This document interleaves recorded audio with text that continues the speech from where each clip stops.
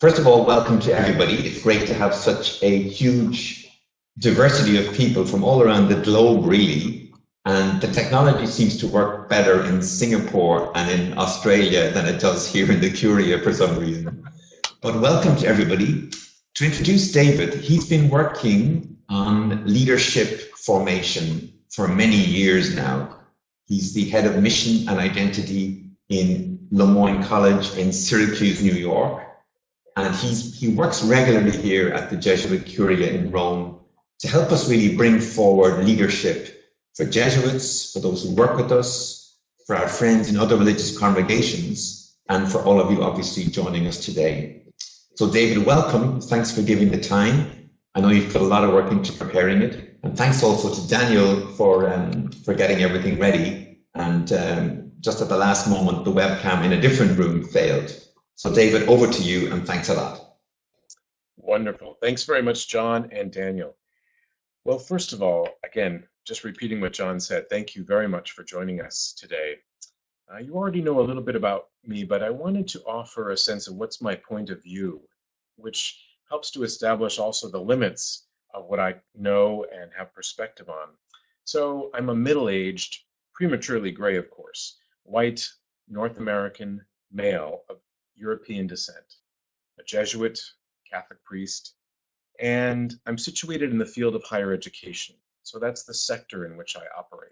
But I also work beyond the boundaries of higher education in the NGO and nonprofit world as well. I say this as a way of acknowledging both the privilege of my perspective, but also those limits. So as I speak and make various broad pronouncements about such lofty things as the signs of the times, or the inner life and its importance for leaders, or the relationship between discernment and leadership, please take them all with a grain of salt, actually, for the purposes of our time together today. I suggested that the way John might have introduced me is some guy he pulled off the street to see what he knows, because in a sense, that tempers expectations, but it also helps us to understand the things that we're talking about today are things that people have been opining, and that in fact, we all have our own lived experience. So I hope that by the end of our time together, this feels more like a conversation. In terms of the questions that we'll be exploring today, the questions are really very simple. What is the current context of the world in which we live and in which our sectors are situated? This is a very typical Jesuit way of starting. What's the frame of reference? The second is, what relevance does the inner life have for leaders and for leadership, especially today? The third point is really, what are some of the key principles of Ignatian spirituality that we can draw from as resources for us as leaders? And finally, what is the relationship and the role of discernment to leadership? So these are the simple questions, not so simple, that we'll be looking at today. So first of all, some words about the context, or as we hear throughout the scriptures, reading the signs of the times. As we take stock right now, it's hard to deny that we're living in what many people call an inflection point in history, a time of significant change with disruption and maybe even a sort of paradigm shift on the way. This particular age, this particular epoch of time is still being birthed, so it's not yet been named.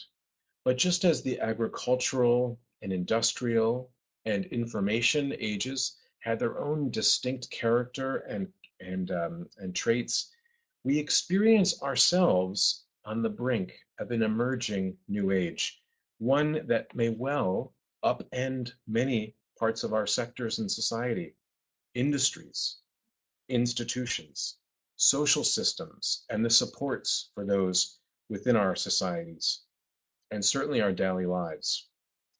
If you have some intuition that we're on target with this change that I'm describing, feel free to weigh in your remarks and say, yes, I see this too, or maybe, no, we don't see it so much here. And if you're writing, no, we don't see it so much here, I'd love to come visit, just briefly. Within the Catholic Church, which is really the most immediate context for so many of us, the milieu in which we're situated, it's hard to deny that we cannot and should not do business as usual any longer. Here in the United States, you're probably aware that we've been dealing in a very, very immediate way with the sexual abuse scandals within the church and the ensuing challenges brought on by our bishops and the defensive stance that they chose, many for good reasons, but with many, many consequences for us in the church. So whether you have a more conservative or a more progressive way of looking at the world and the church, the status quo is something that we really need to move away from. There is something that needs to be reconciled and to be healed here within our institution. The status quo for all living things, including institutions, is actually inevitably a one of slow death. We know this as mortal beings, unless there is an occasional deep change to accommodate shifting circumstances. The sexual abuse crises and the ensuing responses by bishops leave many wondering in the church if we have a future. And after this deep lapse with so much harm done, what can we do about the use of power within the church? Power, as you know, is a critical dimension of leadership, and the appropriate use of power is really part of what we describe as discernment. At the same time, we acknowledge that this crisis is not only produced by individuals, but also by a larger system and its structures, and that if deep change is going to happen, it must entail not only individual leaders, but also the systems and structures in which we operate.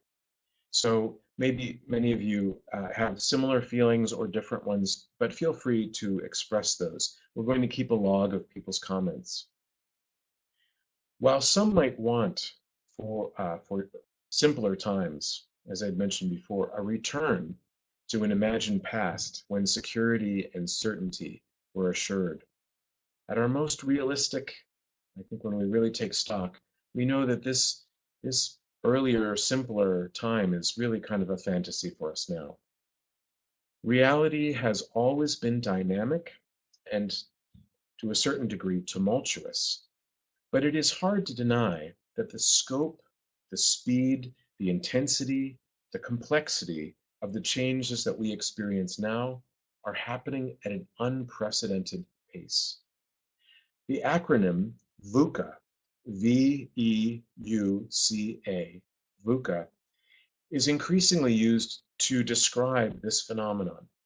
V stands for volatility, the sense in which things are constantly being disrupted in an unpredictable way, which brings U, uncertainty. And then C, complexity. Very often the kinds of challenges that we face in our organizations and in society are really the tips of an iceberg, which is connected to many other parts of our lives. And so the complexity of all of the ways in which we have to take up our leadership needs to match the complexity of our challenges. And finally, A, ambiguity. It's really not necessarily clear what to make of these ensuing changes. Are they good? Are they bad? Are they something we should embrace? Are they something that we should definitely defend ourselves from? There is no playbook for these times.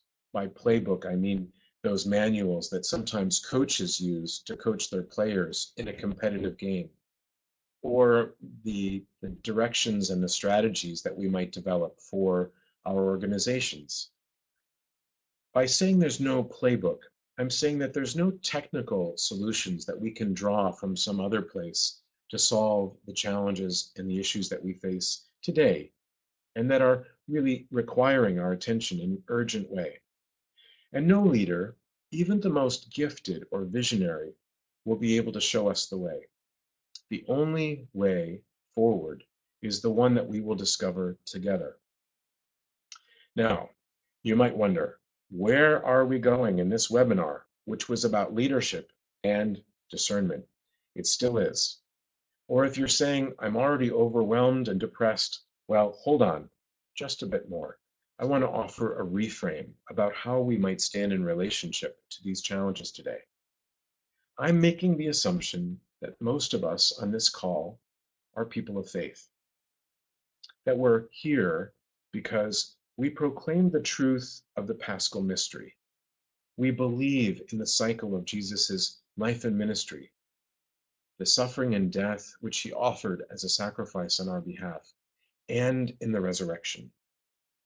As people of the resurrection, we see these changing circumstances differently from those who see things from a strictly secular or non-theistic or non-transcendent perspective. Birth, life, and death are part of a graced story that we know does not end for those who live in love. We are a people who understand that the Spirit of the risen Christ is operating through us even now in the world, that the life of Jesus Christ lives within us, and that he continues to work within us for that kingdom. For us, this is a time when the absence of predictability or certainty also indicate a whole field of possibility ready to be shaped and co-created by people who have faith that God is working in and through us here in our midst, ready to co-labor with us, and now for the reign of God. If we are to join this co-laboring, then discernment is an absolute necessity. The crisis that we're facing in both the church and in so many other sectors of our society often instigates two broad sets of reactions amongst leaders. One I would characterize as a kind of work avoidance, because it's that slow death by some rigid controlling hold on our current status quo, which, as I said, will always slip through our fingers, and a denial of the deep roots of the change needed. Or we're in a kind of blame game. The other broad set of reactions are really not reactions, they're really considered responses, and they come from a very deep and reflective place, I think, in leaders. They see this as a time for contemplation, for analysis and reflection, and a call to action for deep change. In such a milieu, it's increasingly clear that the days of the individual heroic leader, the one who had the expert strategy and the roadmap to the future, this has passed. And in fact, in many cases, this type of leadership, which was very much about one person standing in front of others and saying, I have the way forward, follow me, this type of leadership is partly responsible for our current state of affairs. The complexity and our challenging conditions today are such that no one person can have all the answers or the solutions that we seek. It's becoming abundantly clear we cannot lead alone, but must collaborate with others, and especially with those who come from very distinct perspectives, if we are truly interested, not only in solving the problems in our church, but building a better world, one that we all desire to live in. We are all stakeholders in that project, and leadership must reflect a kind of collaboration and cooperation amongst broad and diverse constituencies to accomplish that end. At our own institutions, as we eventually become more diverse and inclusive by virtue of our missions, we have a variety of human resources, if we know how to tap them, to bring us to a different way of being.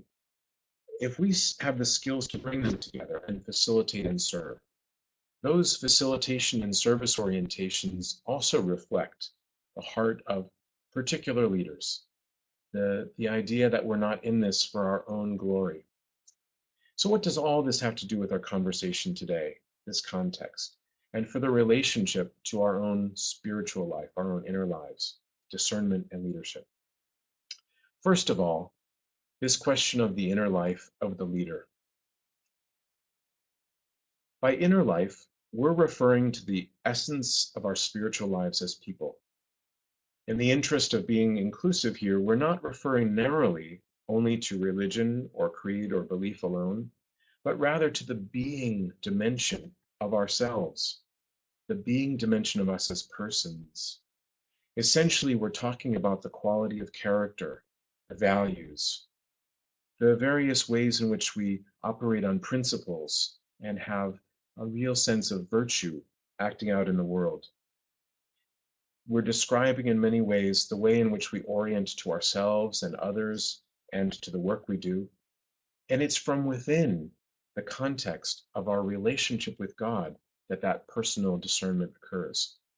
The inner life of the leader is that space wherein we have our own personal relationship with our Creator.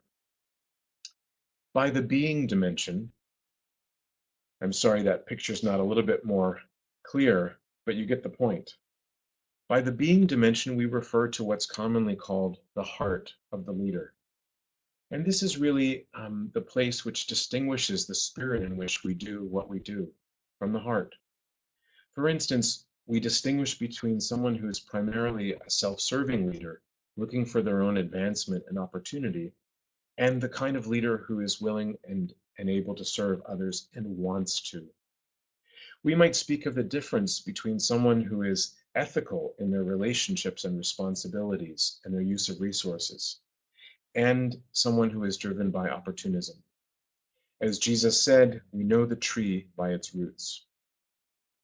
But by talking about leading from the heart, we're not only talking about the moral character of a person, we're also speaking of the particular intentions and attitudes that we bring to our relationships, in our stance toward the world, in our scope of compassion and how wide that scope is. Can we truly identify with people very different from ourselves rather than only our own kind? Can we throw open our hearts to a wider embrace of the world and to people who are living in circumstances very different from ours? Can we appreciate a common humanity that we're all in service to? It's from this place that we build the basis of our integrity, and it's the place from which we demonstrate the real character of our actions. The inner life of a leader affects what we pay attention to, how much we see, how well we listen, and how much we care.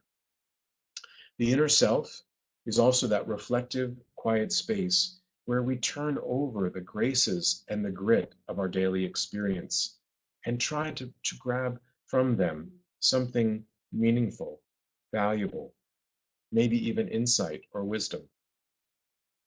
The inner life of the leader is the space wherein we cultivate a contemplative disposition and the appreciative quality of our lives, the sense that we're constantly in touch with the graces and gifts of our lives and feeling appreciation and gratitude. This is essential for a leader, especially as we face challenges and difficulties. While it's hard to deny that the being character of a person and the spirit with which we lead others matters as much as a person's skills or competencies, we also have to say that we're not downplaying the importance of skills or expertise, a good management orientation, the ability to deal with finances and accounting, to very much communicate and market ourselves well. All those things are important, but it's the place we lead from that ensures that those skills are directed in the right ways. The most skilled corporate or political leader is not immediately qualified to lead a faith-based, mission-driven organization by virtue of technical skills alone. They must have a rich inner life. The other skills can be learned through on-the-job experience or graduate or certificate programs like the one in Myanmar. But the inner life of the leader is not something that we cultivate using those means. When it comes to us and our people, our sisters and brothers in our works, our apostolates, we know that we're good people, altruistic, willing and able to serve others, and wanting to. This is more the norm than not. We've imbibed the missions of our organizations, so to speak, and we're mission-driven leaders.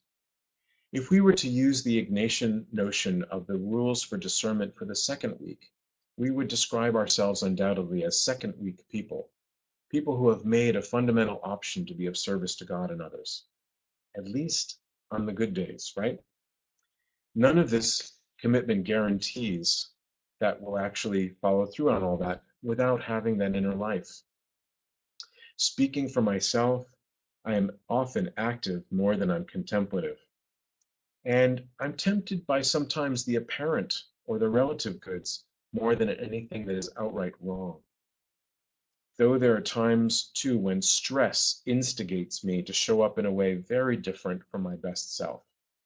I often stand back afterwards and say, who was that person who was operating in a task-driven work mode, but neglectful of people or the importance of process?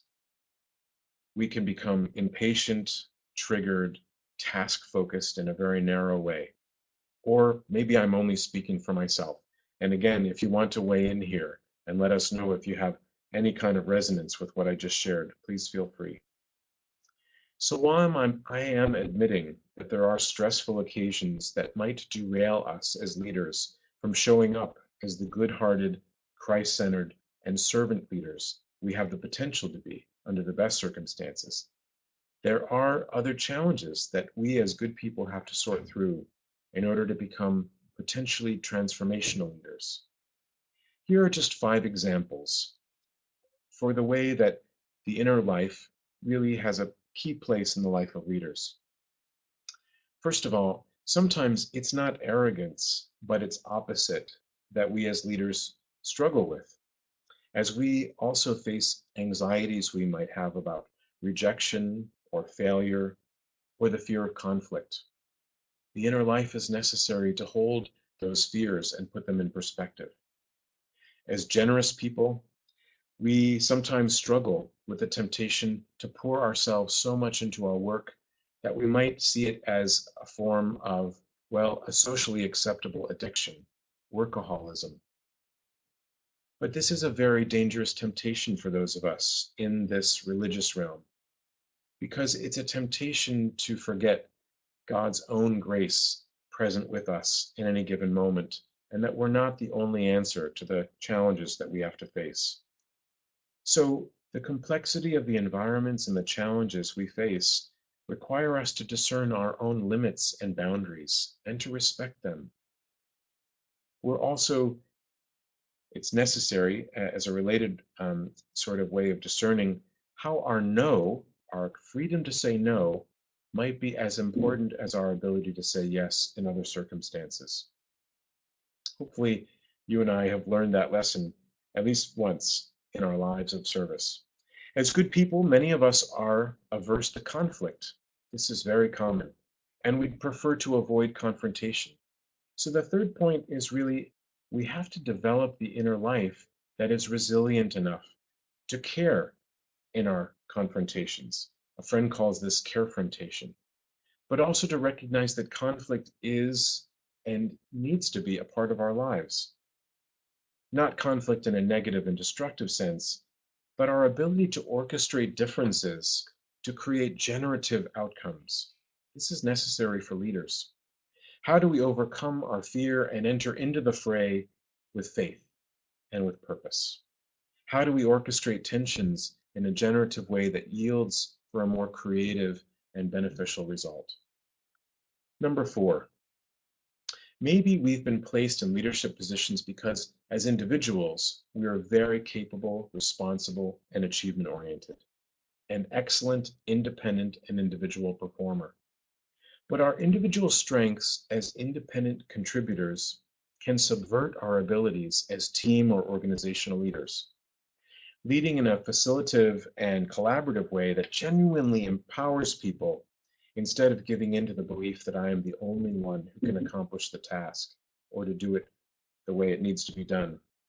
I have a need as an inner leader to go to that space and be reflective again. To allow empowerment to take place, I have to create space for others. And the 5th point of the way that our inner life is essential is managing our leadership hungers and shadows. especially when we're tired, especially when we're feeling overstretched, especially when we feel lonely and unsupported. The inner life needs to be richly cultivated so that we're drawing directly from that relationship with God for our sense of energy, enthusiasm, and purpose. I want to move on now to our next topic, which is simply to consider some of the many resources from our Ignatian spirituality. And I actually call this next slide Drinking from Our Own Well, which is a nod to my friend Chris Lowney, who uses that expression. For those of us familiar with the charism of Ignatius of Loyola and the spirituality that flows from his experience of grace at work in his life, there is a deep well of resource for our lives as leaders. For the past 10 to 15 years, there have been really an upswell of interest in how much we can benefit from this well of resources. First of all, I would say that we look first of all to Ignatius himself, his biography, as a narrative of conversion of a person who is self-centered to one who becomes very much other-focused. This is a universal story for those of us in our very individualistic West. We start from the place of the individual rather than the collective, and we often need to be reminded that our own needs and desires are relative and need to be carefully held in balance according to our commitment to be of service and in relationship with others. Ignatius's history and story speaks to us quite profoundly about the action of God's grace at work in the heart of a person who was colorfully human and who becomes whole and holy as his purpose is unfolded. Ignatius is more than simply a gifted administrator or an inspired leader.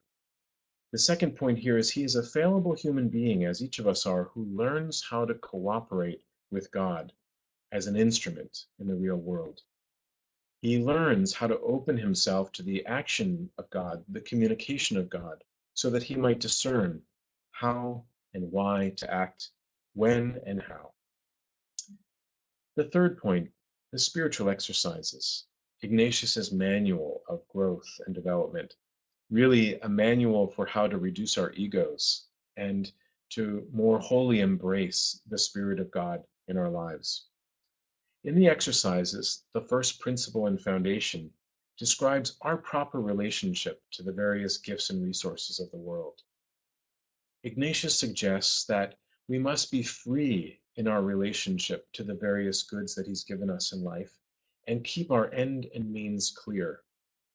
This requires us to cultivate a freedom from attachment. It requires us to really be thoughtful about how we relate to things like power or prestige or the material resources that we're given to do our work.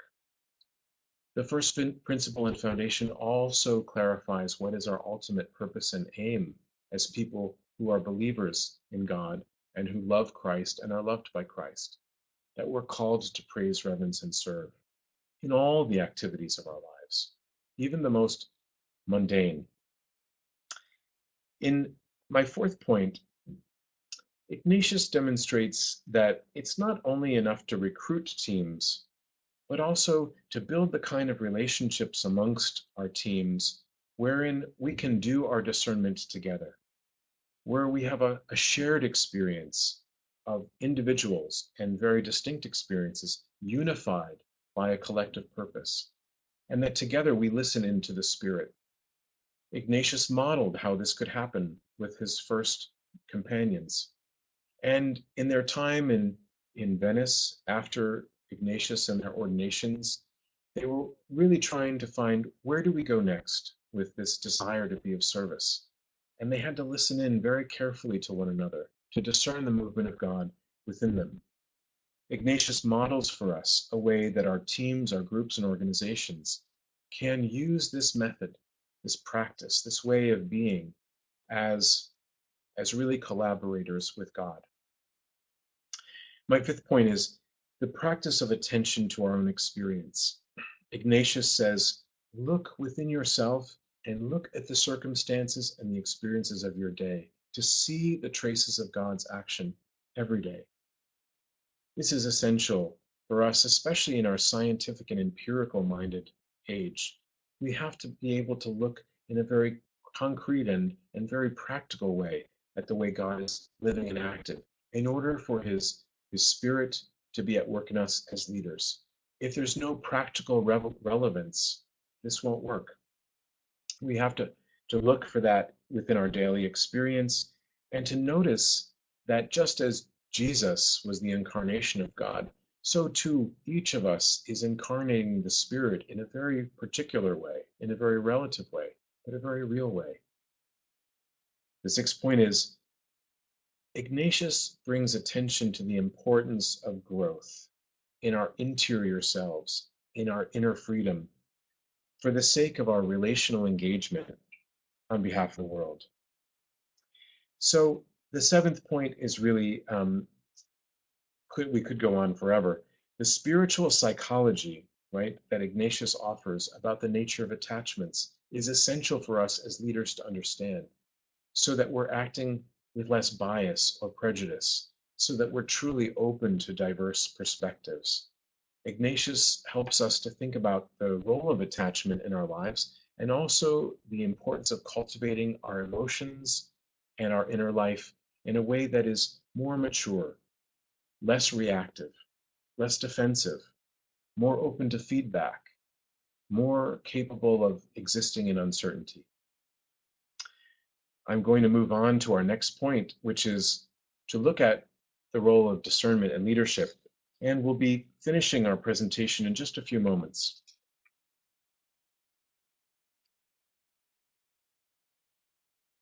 We know that Ignatius was a practical person and usually pragmatic in his ways of offering practices or principles to us as Jesuits and to the wider world. But first, when we talk about discernment, I'm just going to offer a brief definition.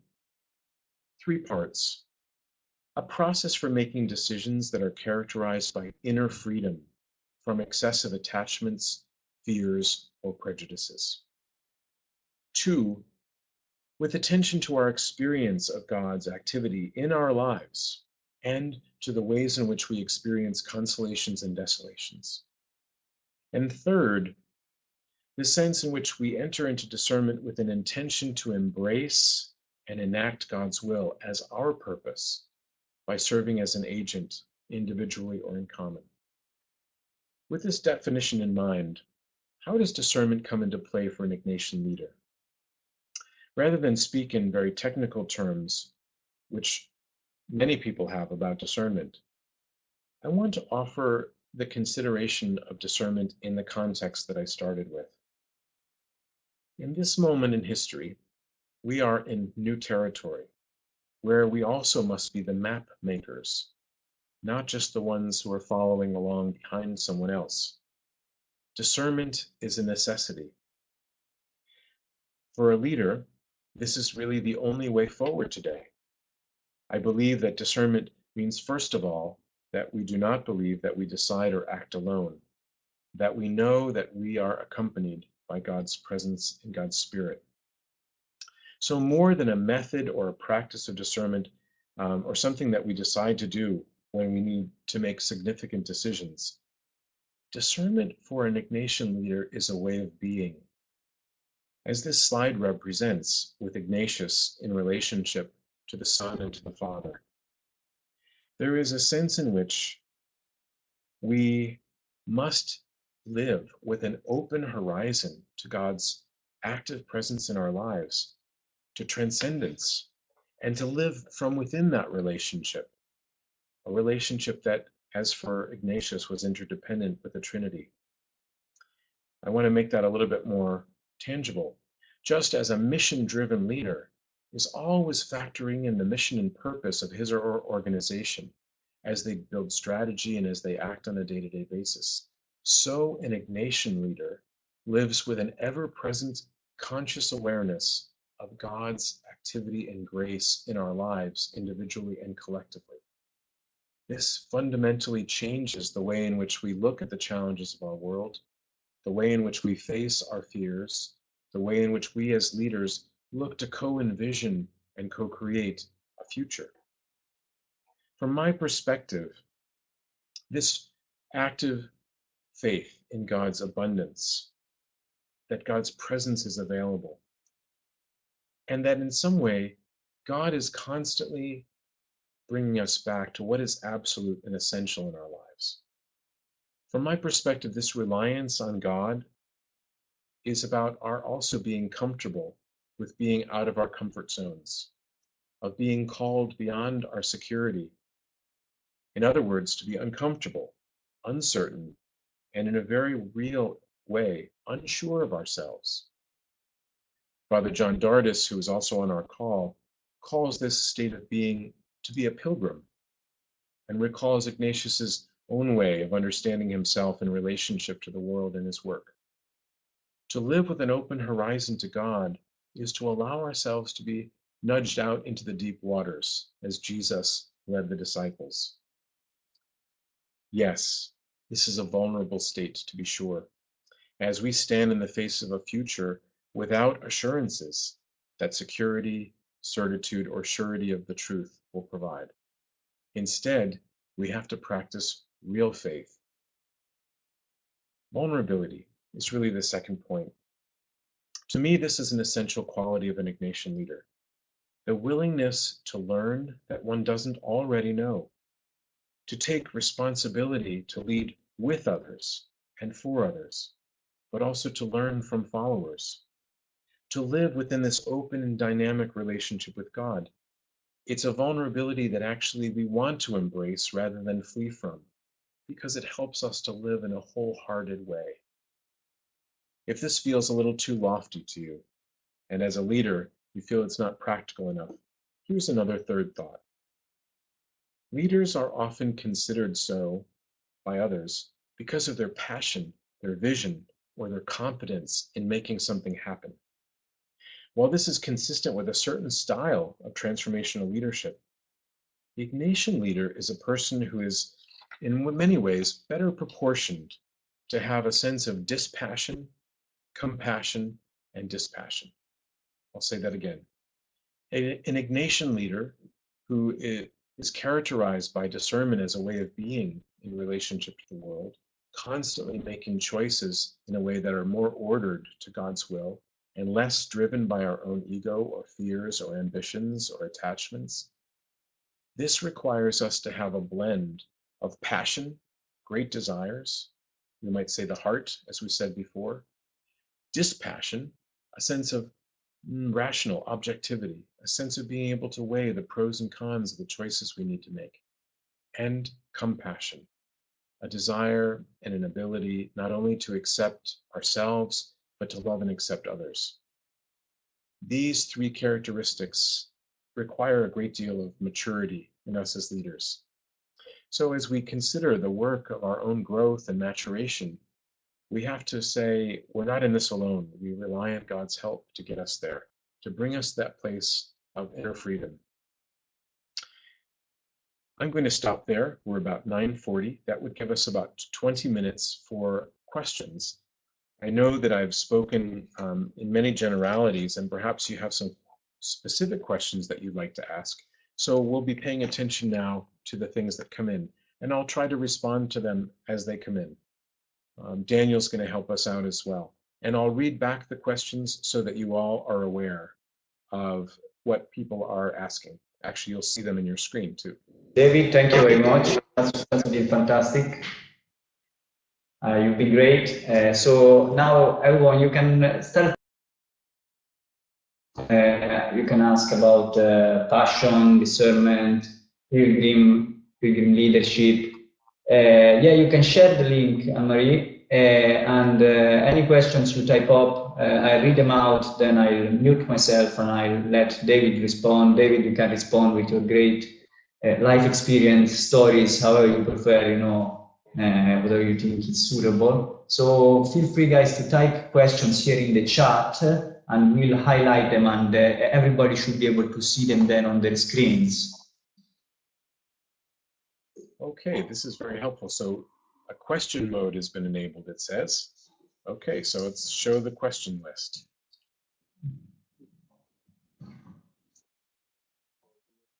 Give him a minute or two, David, now to type up some questions, and you can. Sorry, John has a question. He's typing also. Sorry about the technical issues I had before. My new webcam apparently wasn't collaborating, and I didn't want to mess up the whole webinar by typing. So. No problem. Please keep those questions simple.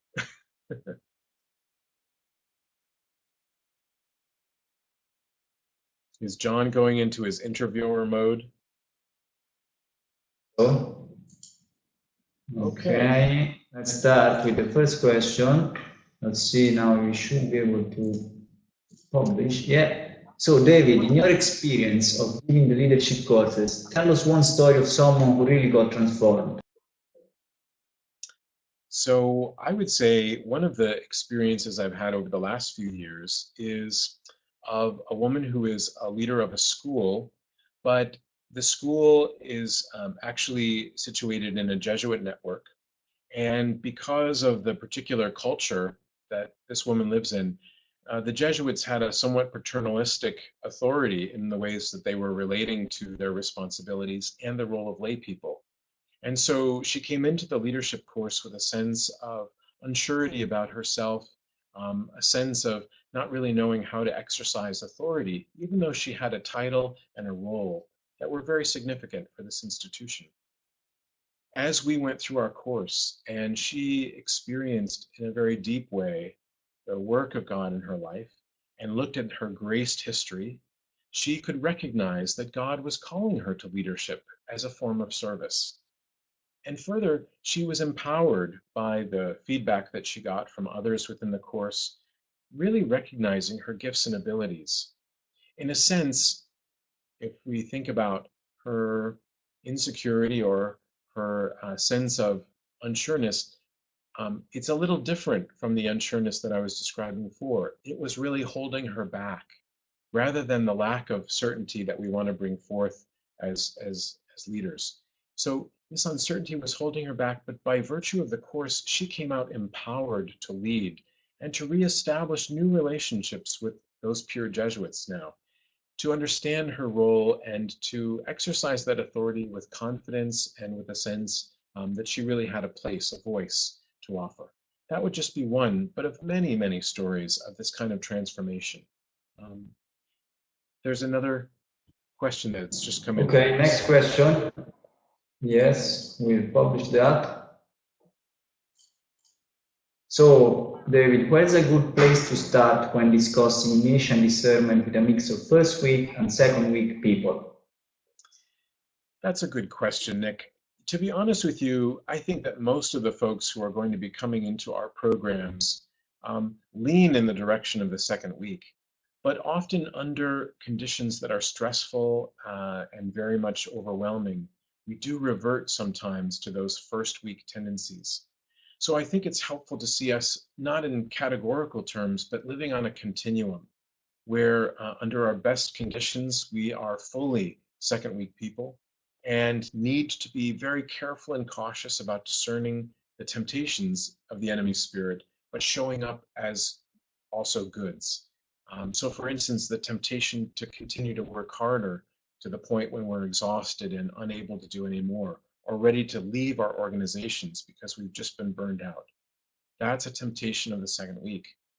But under very intense situations and stress, we sometimes revert to the first week, and the drives, the ambitions, the urges that we've thought we've left behind, that we've matured away from, that we've been given grace to move away from, they come back into our lives. And especially when leaders are under great duress, they have to be wary of this temptation. I hope that makes sense.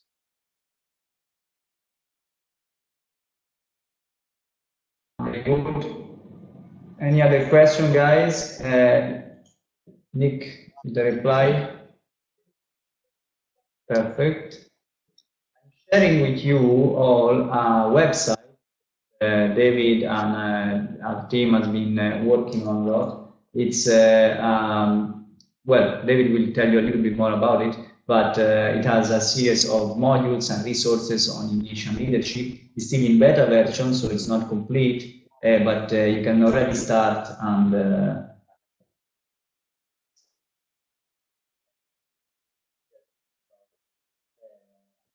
develop by. Yeah. We lost you for a second there. Sorry. Yeah, I was just going to say that it's been a great effort by Sandra Shaul, Diego Losada, David herself, Philip Andy, and we really want to thank all of you with this amazing website that's been realized. Yeah, working night and day. So yeah, Diego, yeah, very well done. And please send us any feedback if you have some. And any other questions for David on today's webinar?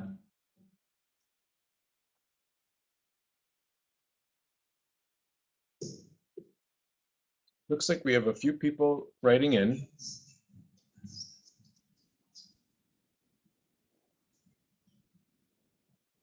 In the meantime, I've heard from the background here, if you can give us your favorite quote from St. Ignatius, David. Oh gosh, one of the best ones and the ones that I use most often comes out of the rules for discernment with the rules for the director, actually, where Ignatius suggests that if we're listening to someone else or to a group of people, that we put the best spin of interpretation on the motives behind what they say. And that if we don't understand, that we should inquire, that we should actually ask for what we don't understand before we jump to conclusions. To be honest with you, this is probably one of the most practical pieces of advice that Ignatius gives, specifically about communications, about listening and being in relationship to others, but it has benefits for so many other aspects of our lives as leaders. To really make sure that we're putting others in the best light and not believing that their criticisms, for instance, are personal, or not, in a sense, questioning their motives as somehow impure. That we really, as Ignatian leaders, see people as always acting for some good, and that instinct to clarify is essential. We call it the Jesuit plus sign in some circles. So the next question for us has come in, and the two questions. We'll start with Patricia Murray's question: how to develop? Oh, sorry, my bad. How to develop a group leadership which operates from a position of vulnerability? Great question, Patricia. From my perspective, this takes a lot of team building time. So often when teams of leaders get together, we jump into action and planning so quickly. But in fact, it's absolutely necessary that we know one another well enough that we can trust in that space. Not only is God working in us, which we want to believe, I think, but we also want to believe and see God working in others. This requires a level of transparency. It requires time to build relationships with a sufficient level of intimacy so that we're not asking hard questions without some context of relationship to hold them. Often our best work requires a kind of willingness to be in conflict for a while in order to create creative solutions. And the relational space, again, created by teams and organizations, is necessary to hold that conflict and orient it in a positive direction. So I think if a leader is interested in really doing discernment in group or in team, there has to be time cultivating that sense of the team and their relationships as human beings and believers with one another. It can't simply mean that we jump into the task. I hope that's helpful. Okay, next question. So David, how can Ignatian leadership foster a deepening sense of understanding one's limitation in an openness toward discernment? Wonderful question, Mark. I believe that life is constantly giving us data about ourselves, our strengths, our limits. And when we are taking up the role of leadership, I think the first premise I try to operate on is I don't have all the answers. Not only do I not have all the answers, I only have a limited number of strengths and skills, and it's absolutely essential in order to accomplish our great goals that we bring in others who have complementary gifts and skills. This sense of our own limits is precisely what we need in order to optimize the kind of gifts of others, to realize that we operate as teams and as organizations for a reason, because it's our collective strengths and skills and intelligence that's necessary for accomplishing the sort of goals that we set for ourselves. I think that this humble sense, right, of our limits is part of that Ignatian vulnerability, that character and being in the world as a pilgrim, as one who is reliant, we know, on God and interdependent with others. I hope that's helpful. I'm glad that was helpful, Patricia. John, let's see, you have a question there. Yeah, David, so we have another question here from John. And what has your work in Ignatian leadership done for you personally, David? Where has it given you consolation? Give an example if you can. I appreciate the call to give concrete examples. One of the great consolations, I think, in my own life is that as a person, to be seen with limits and with my own liabilities and weaknesses, but at the same time with all those strengths, and to be invited as a whole person to enter into a team and to bring all of what I can offer into that experience. That is a great gift and consolation. And it's been one of the amazing consolations of this work on this Ignatian leadership team. Each one of us is human, is fallible, but we've been able to do extraordinary things because there's a space in which we're willing to be fully seen and see each other in our gifts and abilities without threat or comparison or competition. For me, this is something essential about teamwork in an Ignatian way, and has been one of the great graces of my life in recent years. To build on that just a little bit more, you know, we all might have our own limits and frailties, our own insecurities.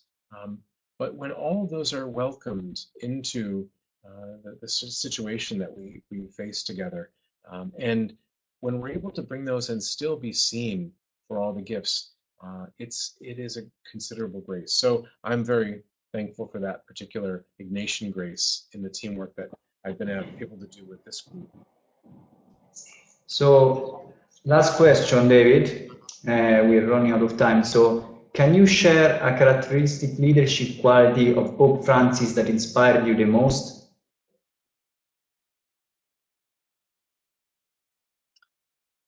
I would say it's what he modeled from that first moment on the balcony when he stepped out after being named Pope, when he took the name of Francis, and when he asked everyone to pray for him. I think for many people, that moment signaled a very new kind of papacy and a new kind of Pope, one who did not stand before us as a savior or as the expert with all the answers, or as a visionary leader who had a clear sense of what the future would bring, but rather as one with us. And that willingness to be one who accompanies and follows, those are essential traits of a leader. I think for me, that humility was a real expression of Francis's own willingness to be vulnerable, which, as we know, is a flip side to tremendous strength. Something that we also see in his example. He also knows he's not perfect, and all those things kind of are part of a package of his humility. So I hope that's helpful. Thanks, Edwin, for that question. And thank you all. Terrific, David. Thank you very much. John Dardis back here again with Daniel. You can see we can only afford one computer here in the Curia in Rome. Two of us sharing the same monitor. Listen, just to say thanks. I loved what you said there about Pope Francis and vulnerability being the flip side of a great strength. And I think he's somebody who really shows those two things. So hopefully, I think David, yourself, you're somebody who shows those two sides. And for all of us listening, David's, as you can see, has a wealth of information. He's even better live and in person and on site. He's coming frequently to Rome. He's offering workshops here with us. So he's coming back to Rome in November to meet us again. So thanks to all of you for joining us. We're building a kind of a worldwide community. That's what we're about here. A community of people who care about vulnerability, who are inspired by Jesus Christ, who have passion, who have some sense of prophecy. We're trying to build ourselves up at this difficult time for the church. Daniel working with me here as a layperson. We're witnessing to something new that's happening. The church at its best can be a wonderful institution. It has its vulnerabilities, and admitting those is painful, but it's the road to change. So David, on all our behalf, thanks for being a catalyst for our thinking. Look forward to seeing you soon, and thanks to everybody for joining. The recording will be available online here. Daniel has made sure of that. Do check the website, it's fantastic. And again, thanks to Diego and Sandra for all the work you've done on that. Daniel, a final comment from you? I'll hand over the little headphone thing. Yes. So thanks again, David. Thanks all of you for participating. Our next webinar is going to be instead in October 18 and 19. We'll have 2 days, one in English, one in Spanish, with Herman Rodriguez. And he'll be talking about 5 lessons to be learned from the founding fathers on discernment. So tune in for the next webinar. We'll be sending out the invites like we've done for this webinar. And let me know if you had any technical, if you need anything. But the presentation that David presented today and the recording will be available on the link that I posted above. So it's the Discernment website that that I published now, just here, as you guys cannot see it. Hopefully, there we go. And we'll change again. So on that link there, you'll be able to find the recording on the webinar session. Otherwise, send me an email, drop me an email, and I'll make sure to send you the material or anything else that you know. Thank you very much, everyone. Thanks, David, and we'll see you for our next webinar in October.